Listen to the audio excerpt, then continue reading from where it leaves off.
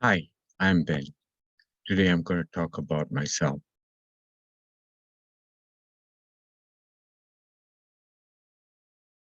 Okay. Who is Ben?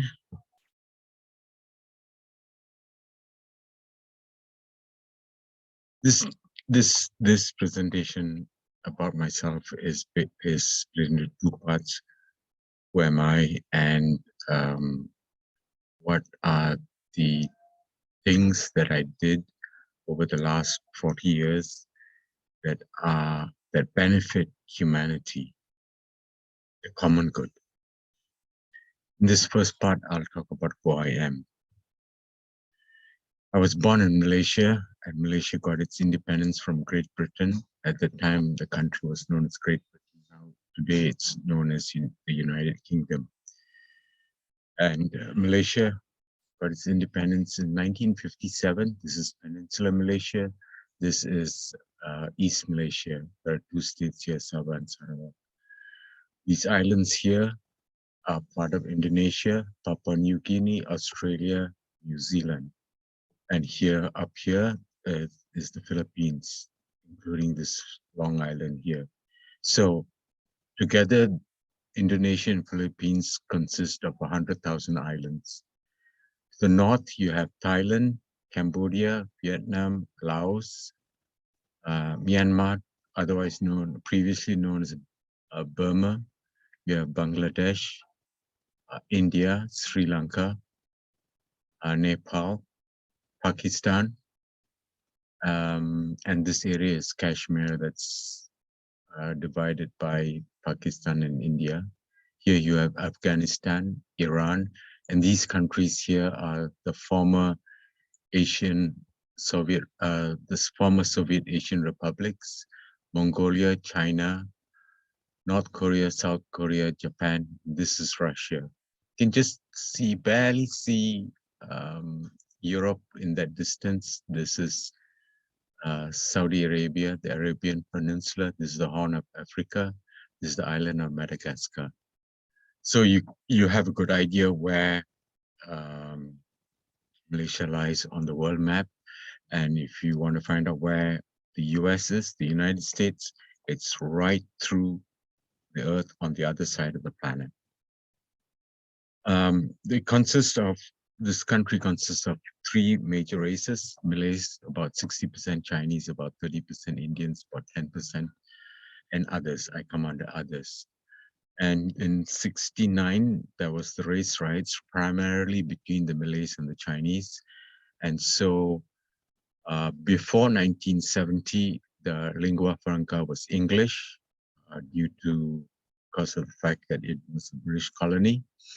And after 1990, the Malays got dominance because um, their greater population, and they enforced that dominance in 1970 by changing the national language to Malay. And the politically correct term for the Malay language is Bahasa Malaysia, which translates to the Malaysian language. So you understand that I come under others. So you understand that I come under others. So you understand I have a very solid background of being a minority, even among minorities. I have 40 years working in industry with Texas Instruments, operations in IT, um, banking and finance, doing credit risk, and commercial and industrial lending with UMB Bank and Key Bank. And when I was in Malaysia, I did these two are the US in Colorado, and with TA Securities as a equities research analyst. TA Securities was at that time was the largest stock brokerage firm in Malaysia. I don't know whether it still is or not.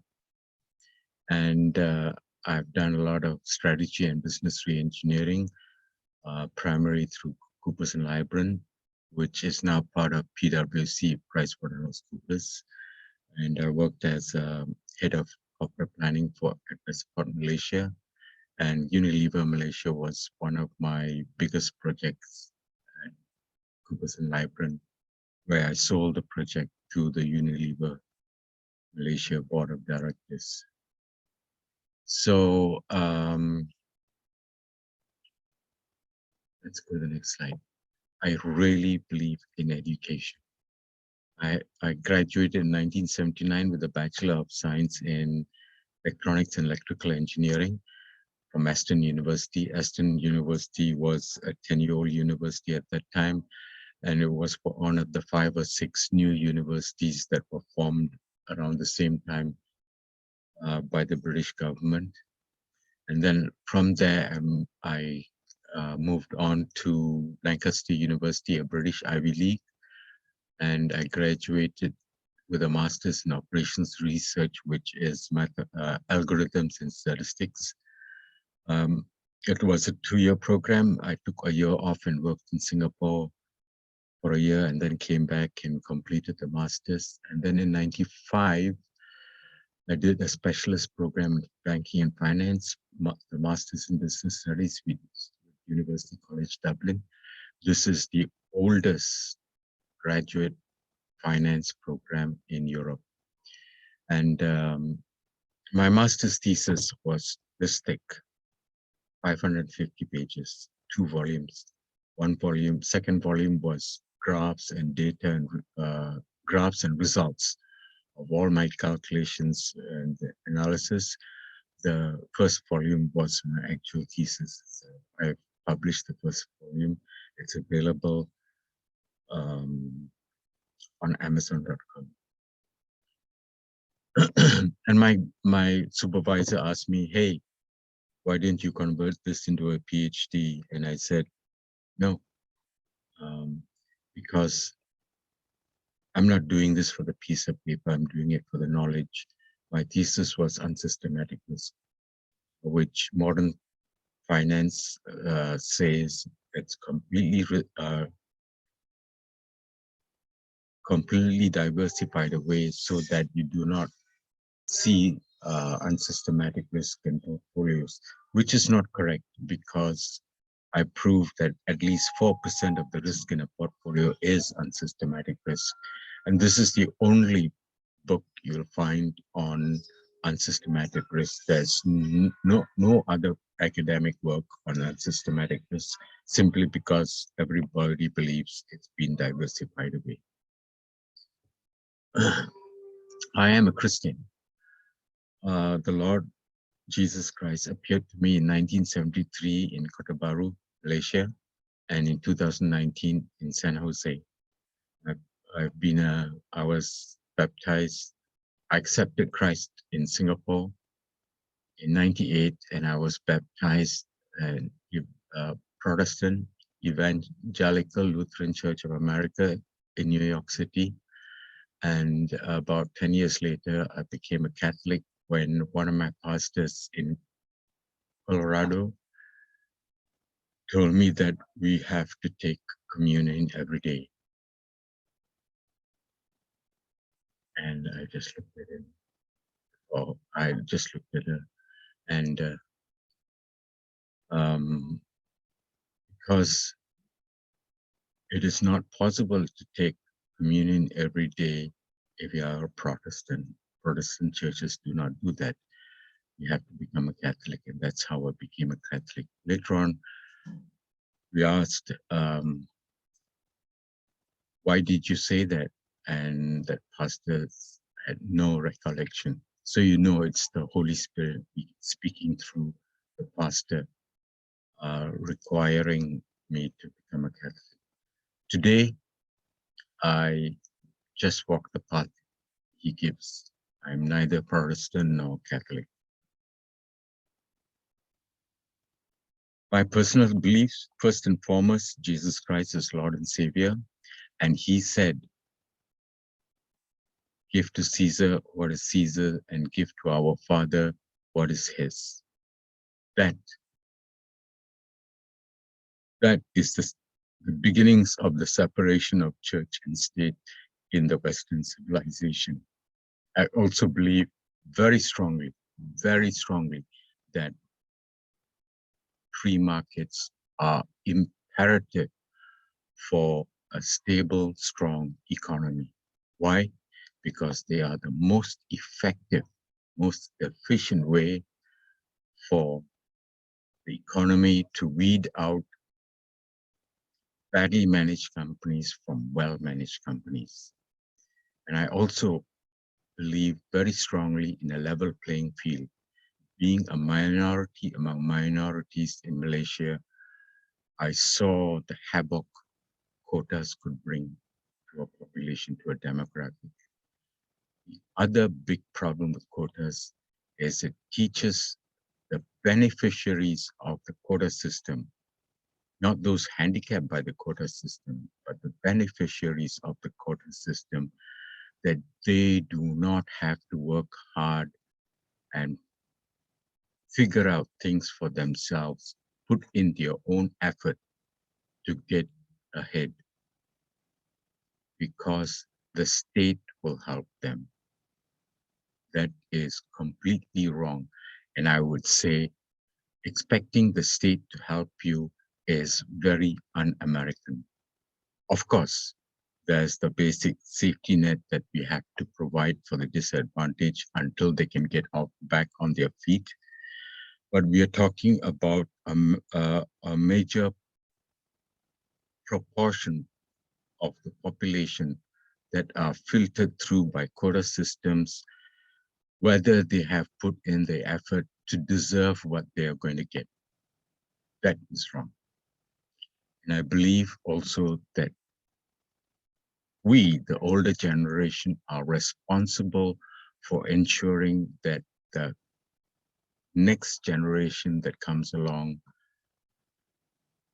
get a good education.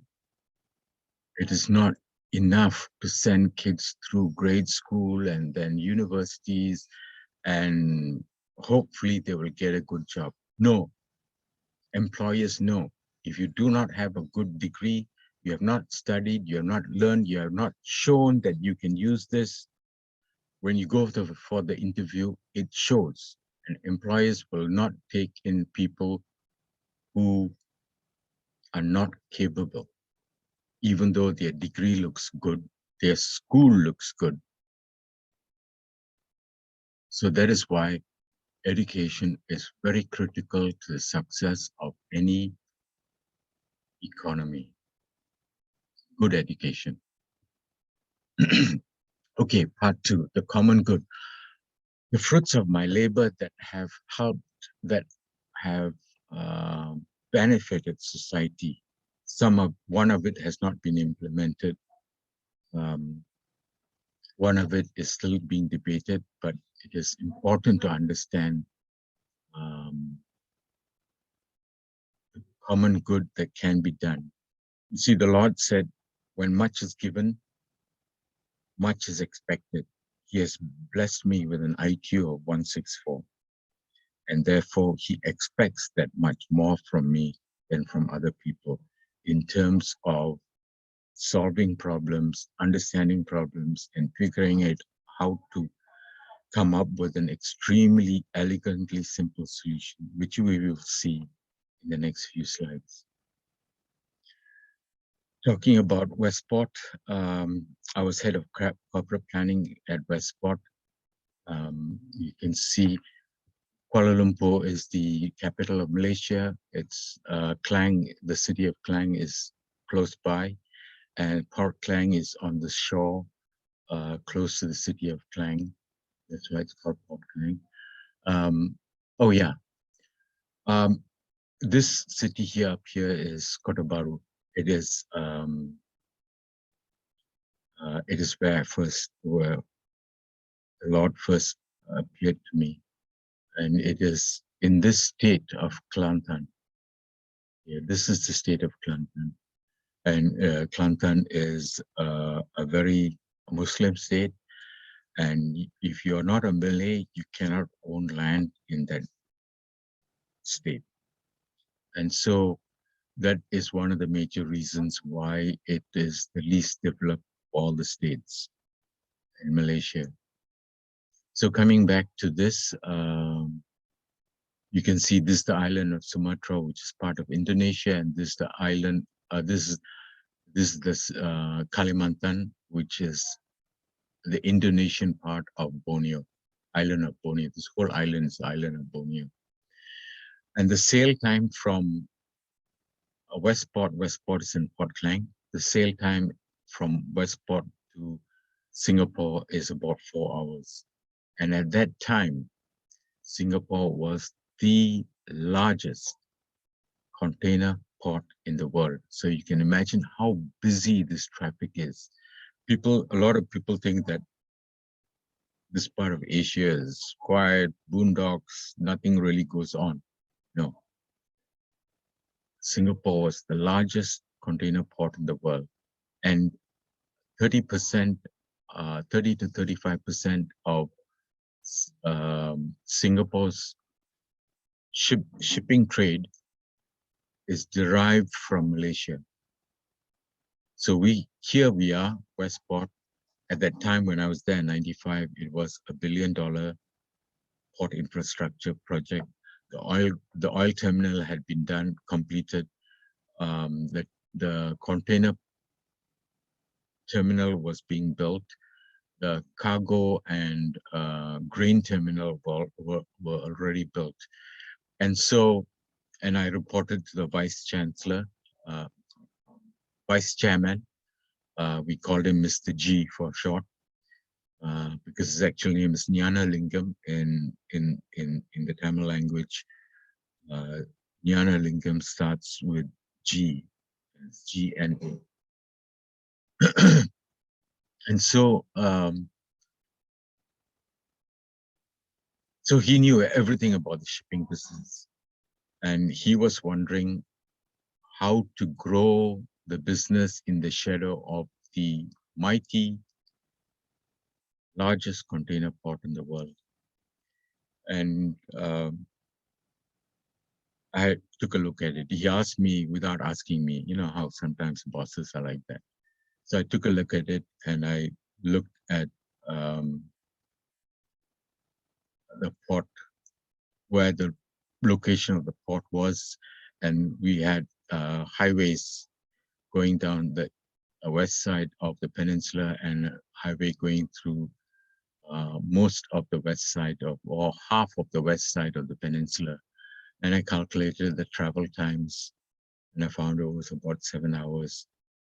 And by itself didn't matter. And then one day when I was researching, I found out that the definition of a port hinterland.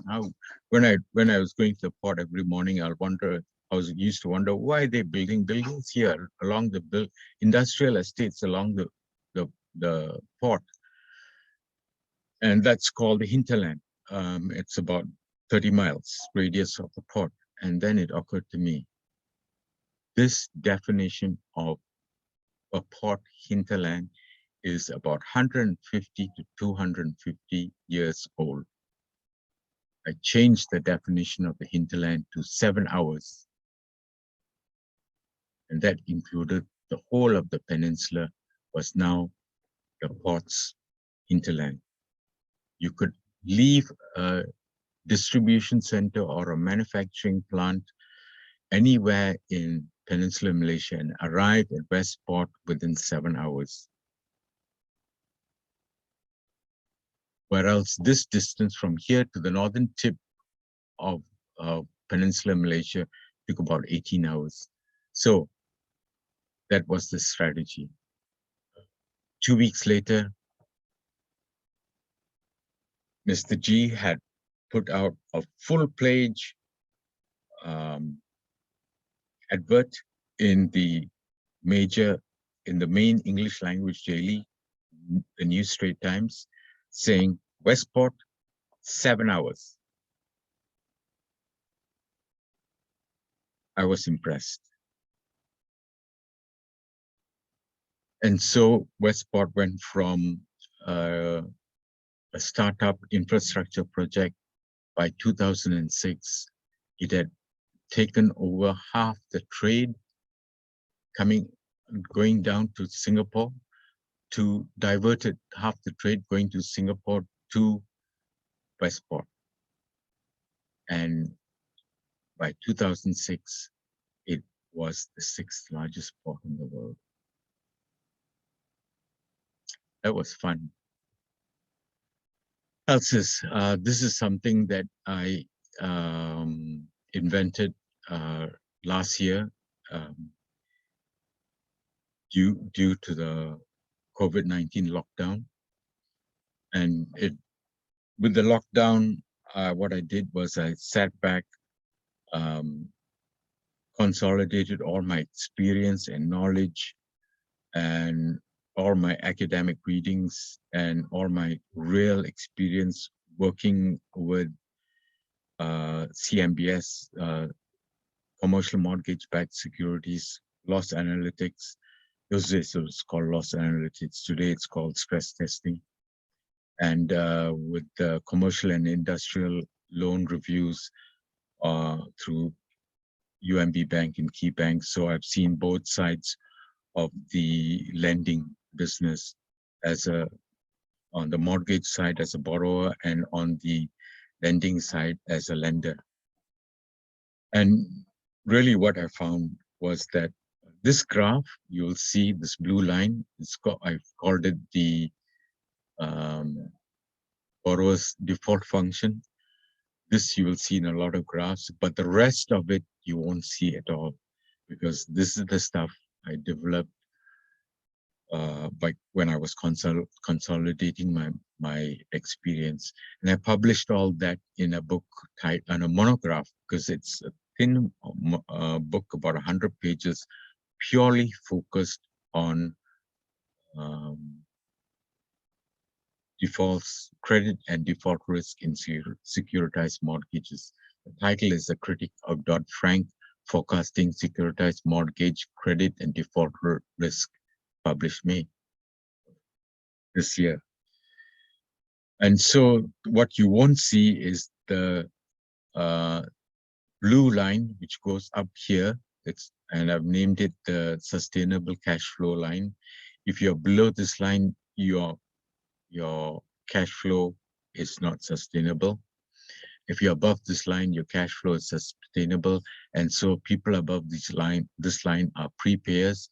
People below this blue area, this blue line are defaulters. People in between in this area are experience delinquencies, but are able to cure. And this yellow line is how the bank responds to defaults. And you can see when this lender's default function interacts with the sustainable cash flow line, you get this net effect, the borrower's default function. Very simple. And so I used, looking at having that kind of understanding, I said, hey, wait a minute. If you look at the last 10 years, on average, US banks wrote off $120 billion in losses. They still made a profit. So the reason why they had to write off, because the borrower is given 90 days by law at most before when they are delinquent, before the bank takes over the property. The bank has to take over, that's the law. Which the banks don't like to do because they lose money. In the long run, they lose money. So what I did was, you have a mortgage and a collateral value, and out of that collateral value, 80% the bank uses as collateral to provide the borrower with a mortgage. The 20% is usually left over so that if the person defaults, they have some cushion to recover all the principal when they sell the house, when they sell the property. Okay. when they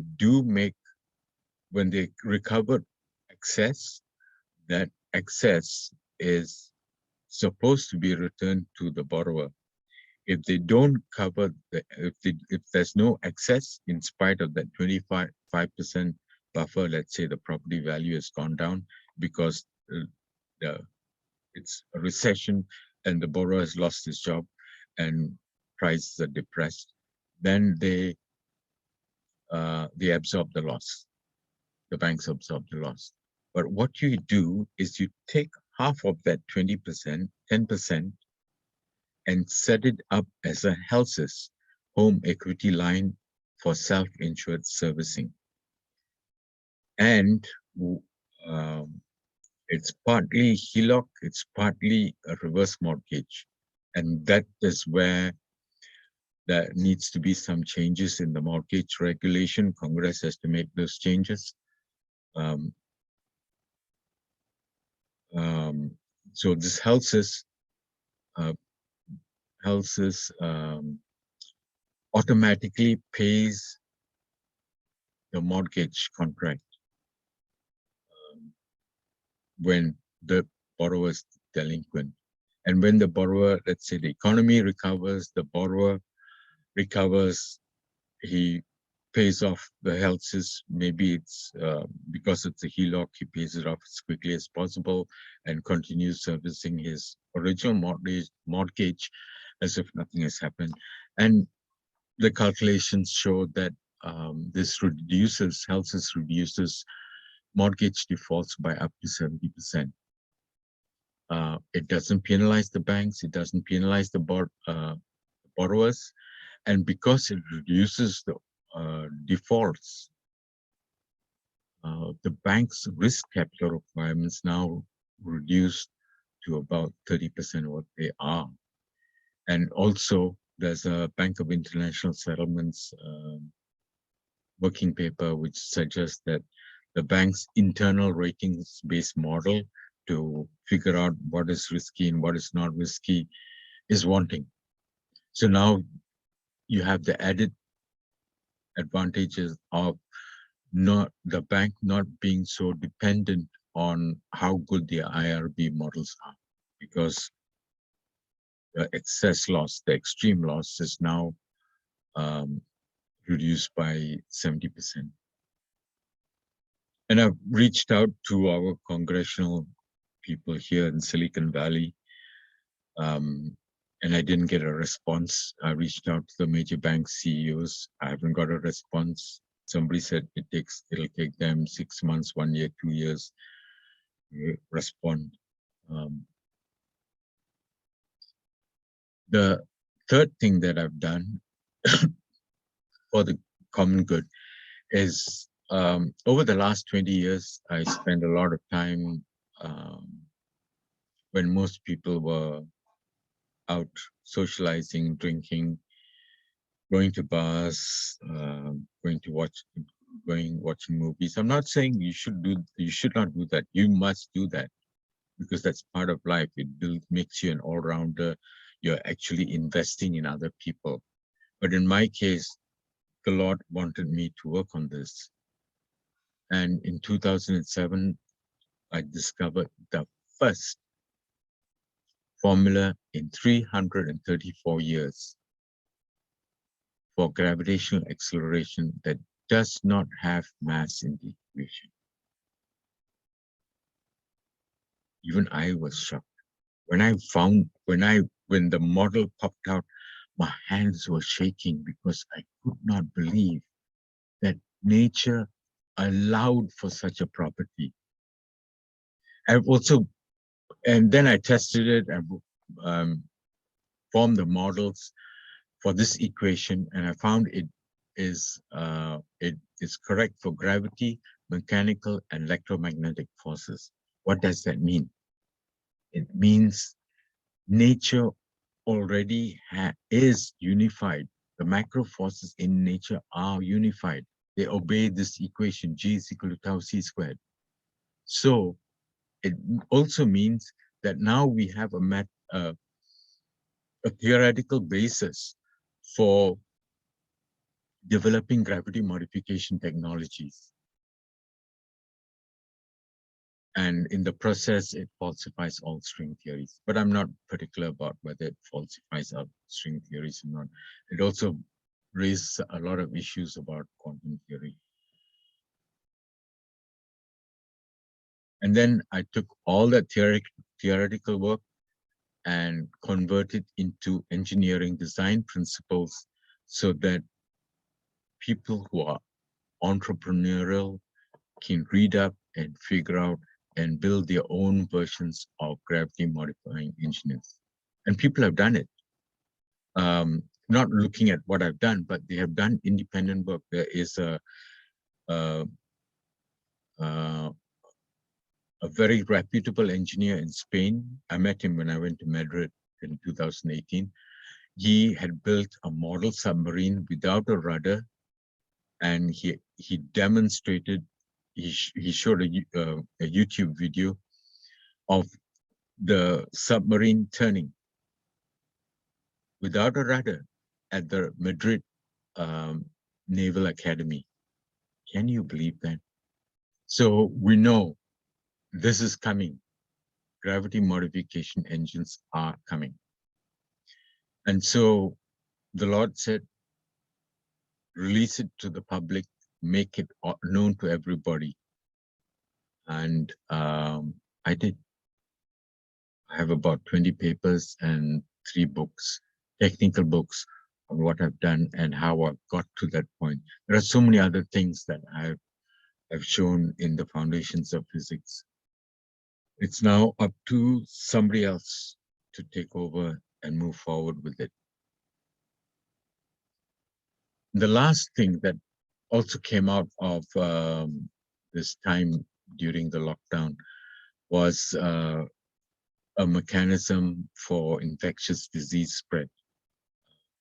I found out during my work, while I was building this model, I found out that what scientists, medical scientists use is called the reproduction model, R0. And IHME, Institute of Health Metrics Evaluation in Washington, they have a very good documentation on the reproduction model. And I realized that almost everybody in academia working on infectious disease spread and some medical properties of biomedical properties of infections, they use this model. You know, in 2020, March 2020, Ferguson of Imperial College is a very prestigious university in the UK. He said 2.2 million dead in 2 months. You know what? It didn't happen. And nobody told him it didn't happen. There is another professor who recently published using the same models, from what I can gather, using the same models, and this was reported in the Wall Street Journal. They did quite an extensive write-up on his paper. He said 900 dead if you're unvaccinated out of per 100,000 people, and only 26 dead if you per 100,000 people if you are vaccinated. I looked up the death records in the UK. The average death rate in the UK is 900 per 100,000. It is fantastically overblown. This reproduction model gives horrendously wrong results. And when I read through IHME's documentation, I saw so many statistical errors, at least 2 statistical errors in the implementation of this reproduction model. I fixed it. I had to invent 2 statistical techniques. And what do I get? I get a disease profile. This is the infectiousness profile, probability distribution. This is the recovery probability distribution. And this is the red line is the mortality probability distribution.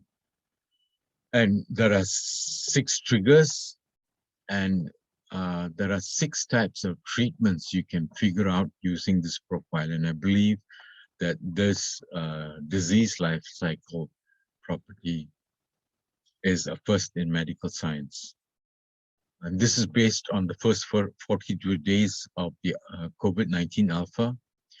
And this cannot be reproduced anymore because the COVID-19 data has been politicized and massaged to the point where it's worthless.